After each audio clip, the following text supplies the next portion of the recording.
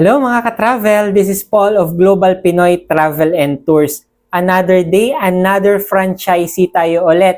And isa na naman pong OFW yung nagustuhan yung ating travel and tours business. So, congratulations po, Ma'am Malu. Isa pong OFW no, from Singapore na kanina lang naka-attend ng ating webinar sa 4 p.m. na webinar po natin. And agad-agad nag-decide siya no, to avail our home-based affiliate package. So congratulations ma'am, and by Monday, pag open po ng office natin, no, agad-agad mapaprocess and ma-register na natin yung inyong account. And also sa mga viewers natin dyan, no, lalong-lalo na yung mga kababayan natin na nasa abroad. So if you want to start your online business kahit nasa ibang bansa tayo or kahit no nagtatrabaho tayo, you can start po dito sa ating travel and tours business na home-based.